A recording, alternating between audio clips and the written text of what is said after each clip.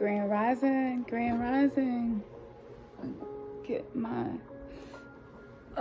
me get my green tea. So, welcome. If you do not know me, I am Khamsin, the Oracle, one whole of Remnants Gathering, aka Weirdo Gang Gang. And I wanted to jump on here and allow this channeled message to come through me, because I realized that it's not just for me. So I'm going to start off first by saying that if you're watching this, be sure to like, share, and subscribe. I'm in YouTube jail right now, so whenever you're watching this, wherever you're watching this, like it if you like it. Love it if you love it. Let us know. So, where are we? Where are we on the planet right now as collective? What is happening to us? What is being shown to us from the subconscious realms? What is important for us to know?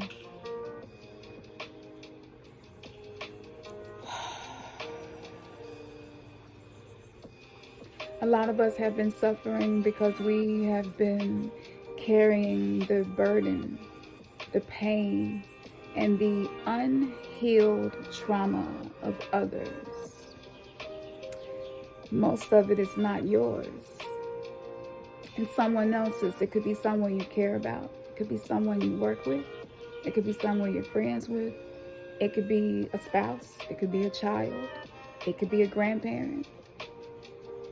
Hell, it can be the person that do your clothes when you take them to the dry cleaners. I don't know. It could be anybody.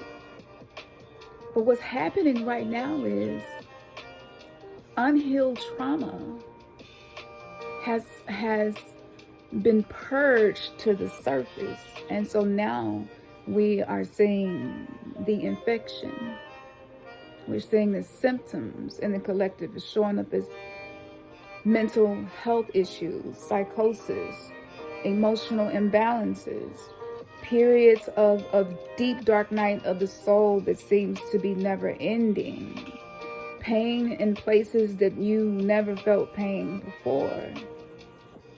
These things are happening to us right now because humanity is having to grow up, right?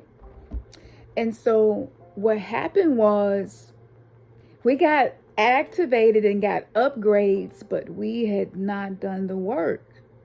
So it's like now we're the X-Men, right? I'm Storm. I'm Oya. My name literally is the wind. The Egyptian wind is the definition of Khamsin.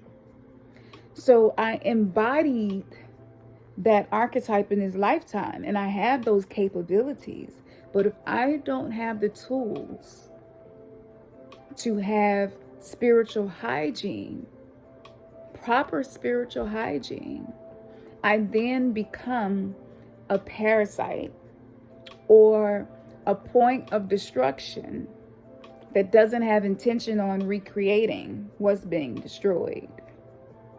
You see? So we're coming out of that. We're realizing everything is everything. The universe is mental. We're realizing, we're embodying being triggered so that we can clear out the stuff in the body that's not allowing us to fully embody the knowledge that we have attained.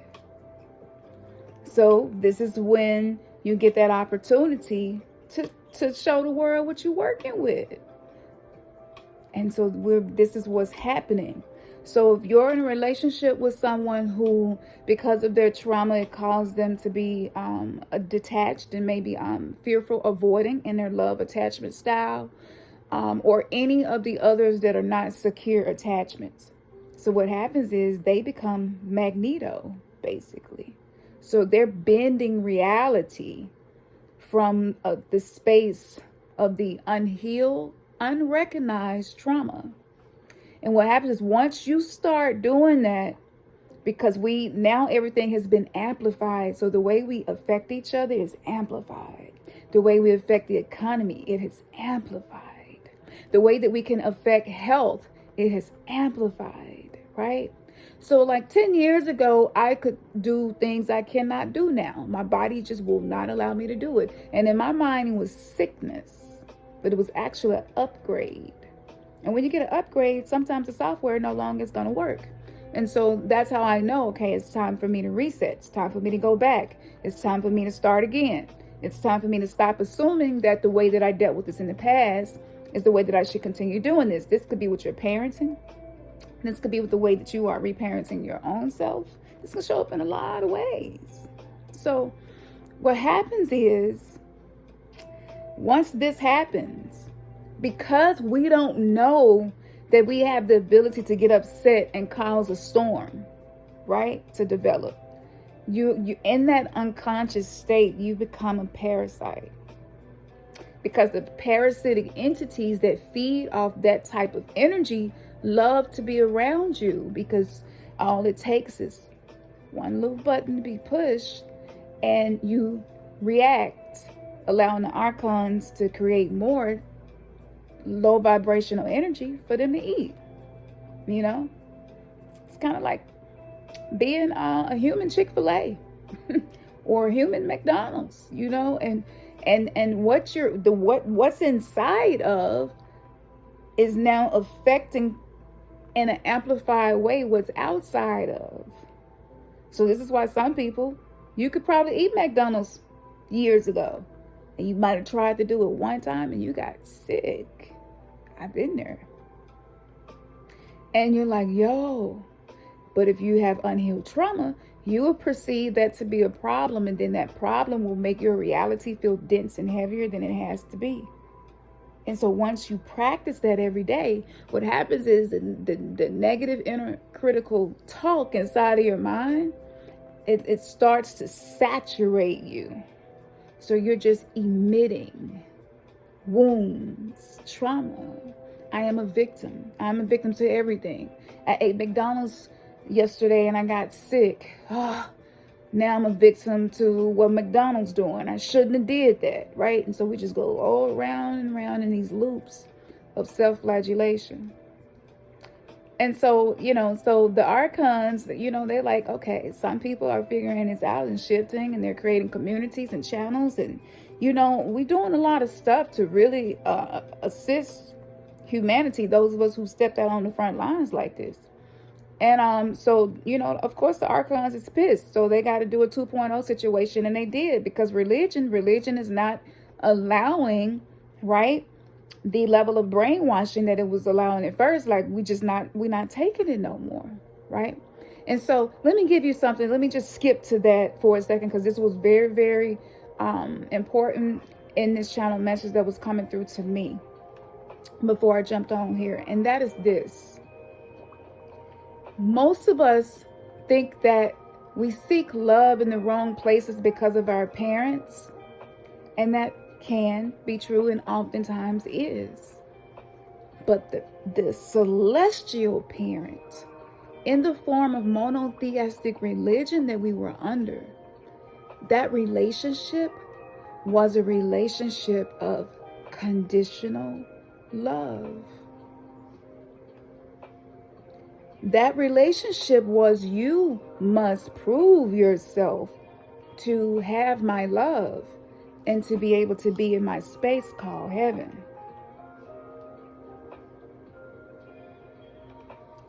And if you do not prove your love for me by what you do from day to day, moment to moment, I'm going to make sure that I keep a record of all the terrible shit, sinful things you did that I told your ass not to do.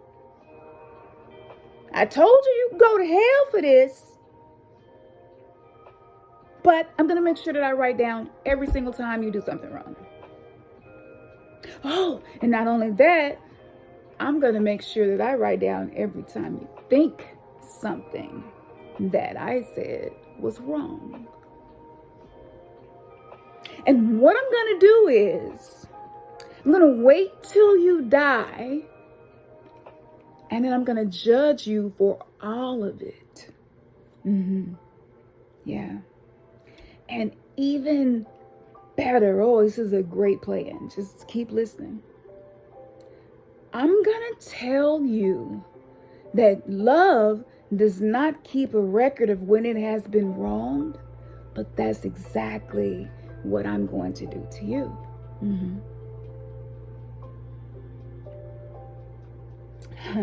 Yeah.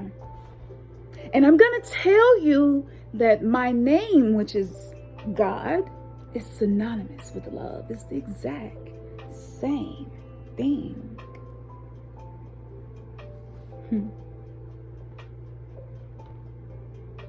Oh, I'm not finished yet, because you know I'm a creator. I'm a God, nevertheless.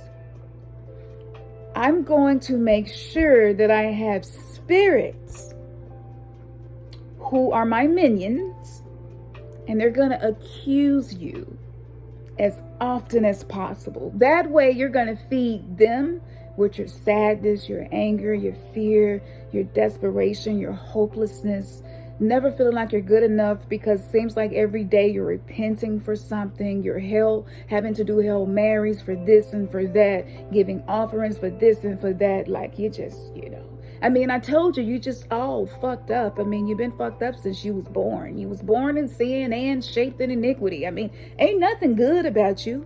I mean, look at my son. Now, my son is great. But even he said that I'm better than him. There's nothing good about him. Yes, my son. I think I'm going to kill my son by him giving his own life in the most painful way possible. Let's make this death really slow, and let's make sure that it spans across weeks maybe. Yeah, let's do that. And we're going to have, what I'm going to do is I'm going to have all the people that followed my son and believed in him, they're going to be the same people that are going to turn against him. Yeah. And so once Rome, you already know what's up. Like, they're my partners, right? Once Rome finds a way to put some charges on my son, I'm not going to help him. No, I'm going to let them beat him, make him bleed, slashes, thorns inside of his brain, his skull. I gotta think of another way to torture and torment my son. That's just not enough. I mean, I'm God, which means I'm love, so I gotta top that. How can I top that? Oh, I'm gonna make sure that once he's nailed to the cross with 9-inch nails through his hands and his feet. Oh, feet are super sensitive. I put most of the nerves in the feet that control the whole body. Yeah. So by me doing that, it's going to be synonymous that I am in control of your whole body. Yeah. This is a phenomenal plan. You got to keep listening though. Keep listening. It gets better. I'm going to make sure that the way he dies, it happens on live, so that everybody can witness it in real time. Oh, that is epic. That is epic. And they're all going to watch this happen. I'm going to make sure his mother, we got to have his mother in the mix. I mean, this woman almost got stoned for me putting a baby inside of her, even though she had not been with her husband. And, that was one of my most phenomenal stage plays, like I must admit. But nevertheless, she did carry this invisible baby daddy situation and had a baby for me. So what could I do for Mary? I got it. I'm gonna make sure that she's sitting at the bottom of the cross. Yeah, while he's dying. Oh, wait, I just had another idea. I'm going to make sure that they take a spear and they're going to stab the spear in his heart just when they pierce the pericardium, where all the fluid is going to be released. Yeah. Oh, that's great. Oh, this is, I'm God. I mean, of course it's a great idea. And she's going to watch him die very painfully, slowly. And she's going to pray and plead and wail and beg. And that'll make sure the archons come and eat, you know, because I mean, I got to deal with them. I got to feed them, you know. We got to break bread, so to speak. Boy, I'm God. You see how great I am.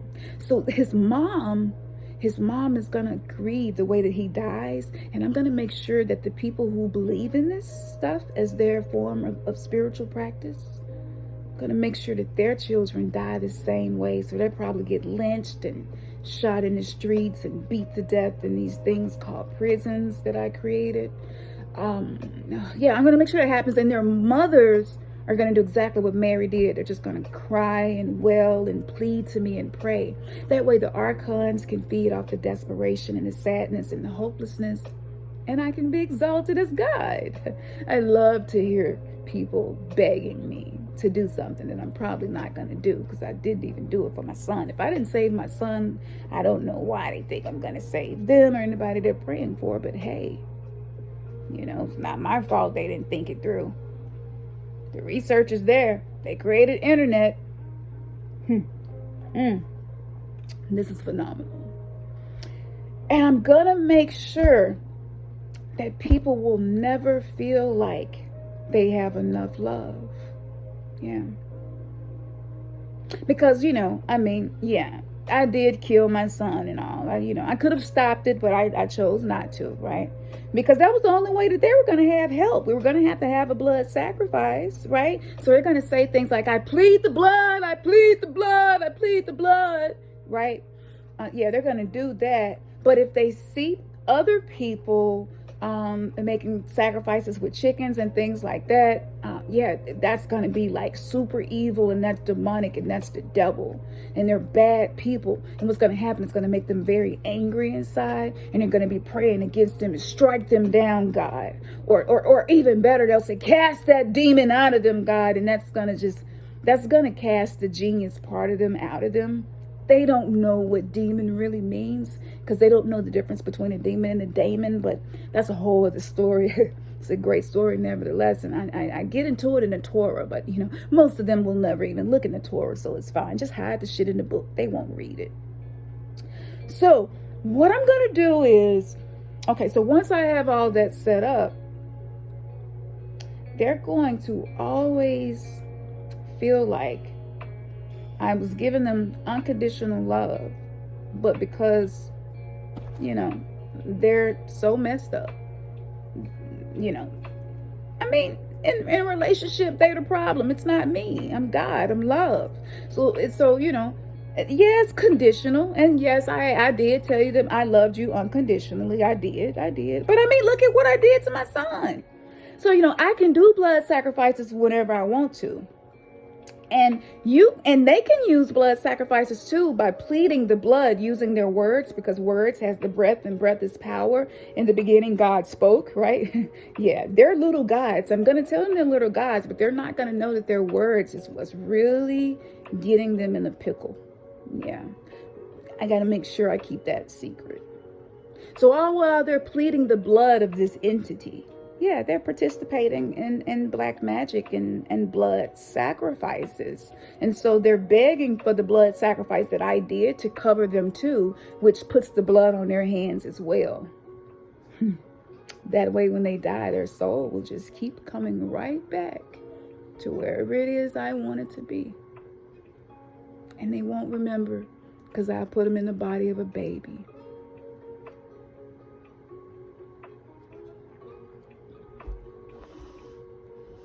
Can we have a conversation about psychosis, mental health, personality disorders, emotional imbalances, all of these things? This is how we got here. I had no idea I was going to do this today. But I knew it was something that I was going to have to do. So y'all, be compassionate to yourself.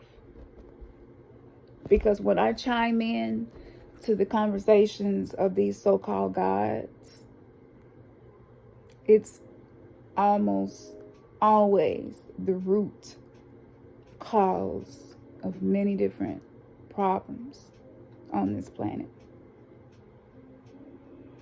And I hope that you can learn to seek love from the right place, and that's you. To have had to earn love of a celestial being, thought form, egregor, demigod. To have spent most of our lives trying to be good enough for God and be loved by God. And then to find out the truth, and we're awakening to the truth about so many things. There is an episode that you will have where you may cry, you may get angry, and allow yourself to go through that. But use the tools. This is the time now. Use your crystals. People can say what they want to say about crystals, but I'm telling you, crystals are encoded with information, just like SIM card or microchips. There's messages in crystals for you. You can practice scrying. You can practice your divination. And I know that you see. If your third eye open, you see. Okay? She watches over me. And she helps me. So connect with your crystals. Connect with whatever works for you. If that don't work for you, find what does. Mantras, chants, breath work, hands down, will ground you. Mama Earth,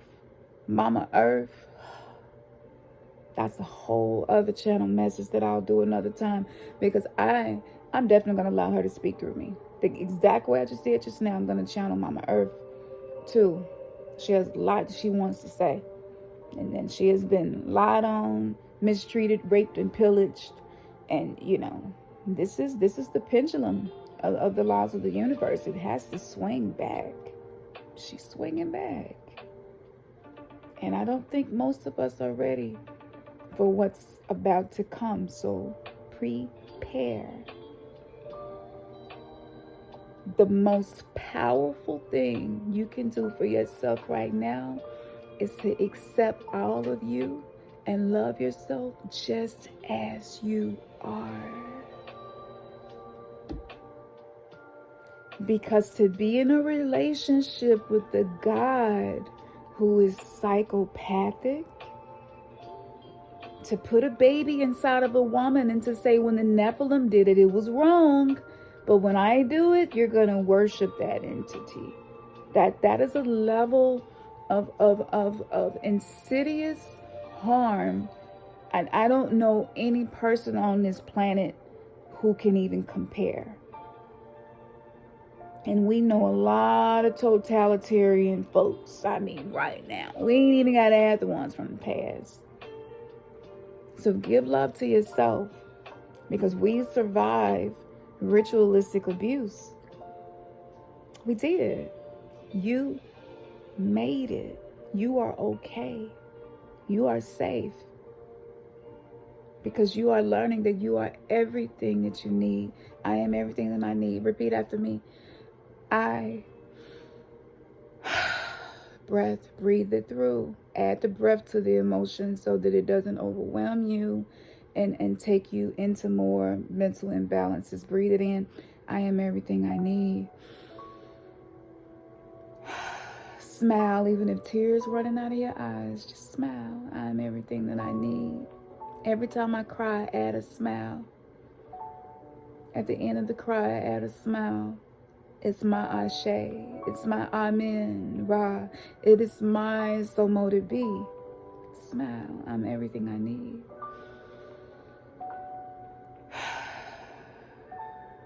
I attract beautiful things. I'm powerful. Let's breathe those words in. The more life throws things at me, the better I get. and knowing how to navigate and create the life that I desire. Thank you. Whoa. Okay, rock came from that corner. All right. Yep. I don't be staying out of that corner because that person is clearly throwing unconscious energy and they don't know. Their trauma is coming up. They're blaming me for things that I definitely know I didn't do. It takes too much energy, right, to go back and forth. I'm going to give love to myself. Just acknowledge, okay, they threw a rock. It's not personal. They're going through something just like I am. You know, all right, let me just step back. And as you do this, you just begin calling the energy back to you that you have been unconsciously sending out or allowing to be used for any energy vampires to feed off of you. Like, you don't have to beat yourself up about that, because if you beat yourself up about it, you're sending another invitation. Okay? This is all return to sender. Calling your energy back. Those of you who heard this message, however, I don't know where I'm posting this, but wherever I post this and however you ended up with it, and you feel like maybe it was you that have been the energy vampire. Maybe it was you that have been very parasitic and very needy, you know, and asking more of someone or others than you have been given to yourself. And maybe you come into the deep awareness of that. Breathe that through. Don't judge that. Don't judge that. You don't have to. You have a choice. Judgment is a choice.